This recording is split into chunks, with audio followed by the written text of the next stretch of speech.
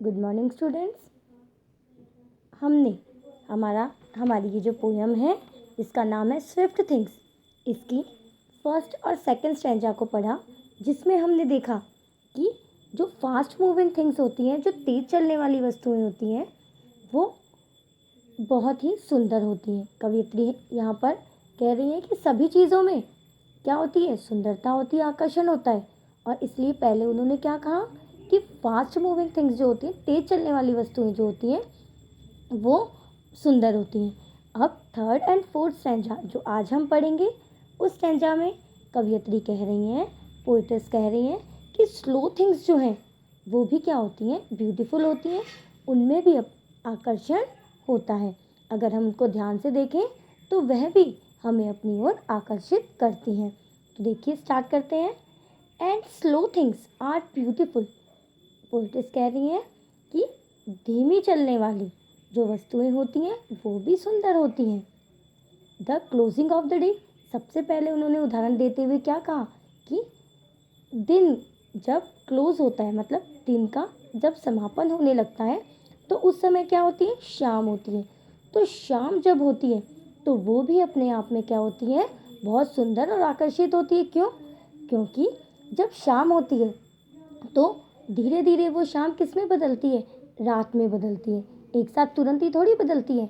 तो इसलिए उन्होंने क्या कहा, क्लोजिंग ऑफ द डे, जो दिन का समापन होने का समय होता है, वो भी बहुत सुंदर होता है, क्योंकि वो अपने साथ क्या लेके आता है, धीरे धीरे वो शाम जो होती है, क्लोजिंग ऑफ द डे जो शाम होती है, वो अपने साथ रात को लेकर आती है।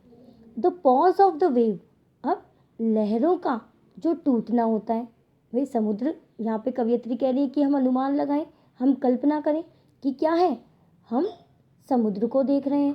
अब समुद्र में लहरें आती और जाती हैं, तो कवियत्री कह रही है कि हम कल्पना करें कि वेव लहरें जो हैं वो टूटती हैं। कहाँ टूटती हैं? सागर के, समुद्र के बीचों बीच टूटती है। That curves downward to the spray, और आगे वो कह रही हैं कि ये जो लहरें हैं, इसके टूटने का जो दृश्य है वो कैसे टूटती है, भाई तट से लेकर मध्य समुद्र तक वो जाएंगी, समय लगेगा, धीरे धीरे जाती है ना। तो उन्होंने क्या कहा, इनकी मूविंग जो है, लहरों की मूव जो है वो बहुत धीरे होती है, और इसलिए जब धीरे धीरे ये समुद्र के मध्य में जाती हैं और टूट जाती हैं, तो वहाँ पर दैट कर्व्स, वो एक घुमाव ले लेती हैं। भाई टूट गई, अब क्या करेगी, रास्ता थोड़ी मिलेगा। अब एक तरह से कोई बाधा उसके बीच में आ गई तो क्या होगी, वो वहीं से घुमाव ले लेगी, डाउनवर्ड टू द स्प्रे। और फिर घुमाव जब वो ले लेती हैं तो टू द स्प्रे, फिर जाती हैं डाउनवर्ड, कहाँ, वापस तट की ओर आते हुए। तो कहने का मतलब है, कवियत्री कह रही है कि जब हम लहरों को देखेंगे तो वो बहुत धीरे धीरे मूव करती हैं, और उस धीरे धीरे मूव में जब वो समुद्र के मध्य में जाती हैं तो वहाँ पर वो एक घुमाव लेती हैं, क्योंकि इतना लंबा रास्ता वो तय नहीं कर सकती है। धीरे धीरे चलकर कहीं ना कहीं उसको विराम लेना पड़ता है, और उस विराम को लेने के साथ ही फिर वो दोबारा से अपनी जो लहरों की गति जो है वो पीछे की तरफ ले लेती है, और पीछे की तरफ लेकर जब वो तट पर आती है दोबारा से, तो उसका आना और जाना, ये जो गतिविधि होती है, ये बहुत सुंदर होती है। अब ये गतिविधि बहुत धीरे धीरे होती है ना, इसलिए उन्होंने क्या कहा, लहरों की ये जो गति होती है यह भी बहुत सुंदर होती है, क्योंकि यहाँ पे वो क्या बता रही हैं, स्लो मूविंग थिंग्स की ब्यूटी बता रही है ना। इसलिए उन्होंने कहा, क्या कहा कि उनका जाना और आना जो है वो भी एक प्रकार से क्या है, वो भी एक प्रकार से सुंदर है, आकर्षित कर देने वाला होता है। तो हम कल्पना कर सकते हैं, जाके देखेंगे तो हमें बहुत सुंदर लगेगी वो। द एम्बर दैट क्रम्पल्स, अब यहाँ पर उन्होंने क्या कहा, एम्बर क्या होते हैं, अंगारे, अंगारे दैट क्रम्पल्स, जो कि जलते हैं।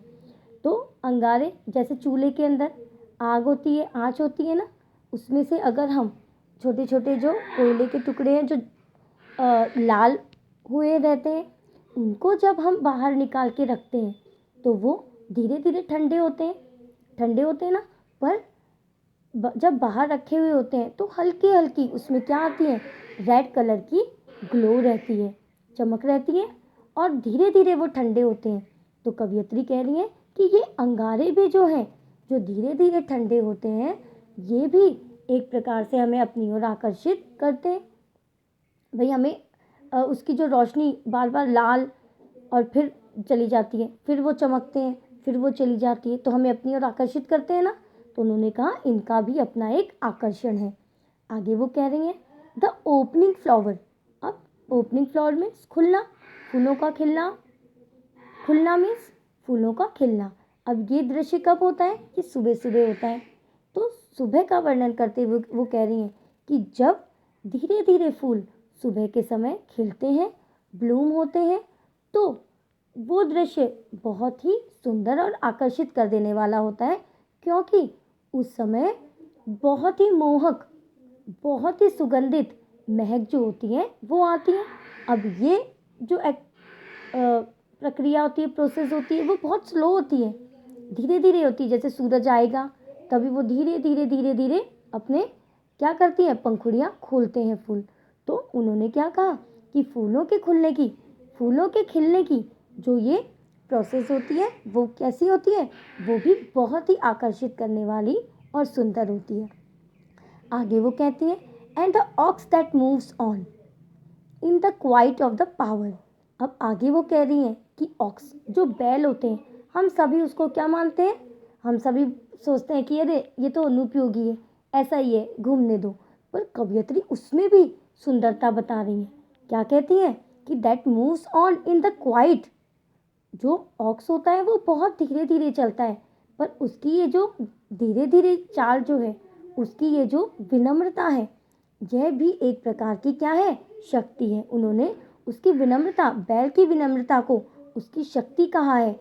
और विनम्रता की जो शक्ति होती है वो अपने आप में क्या होती है, अपने आप में वो सुंदर और आकर्षित कर देने वाली होती है। तो यहाँ कवयित्री कह रही है कि जिस बैल को हम सभी लोग अनुपयोगी मानते हैं और बहुत ही धीमा काम करने वाला मानते हैं, तो उसकी इस स्थिरता में, उसके इस धीरे चलने में भी एक विनम्रता होती है, एक उसकी शक्ति होती है।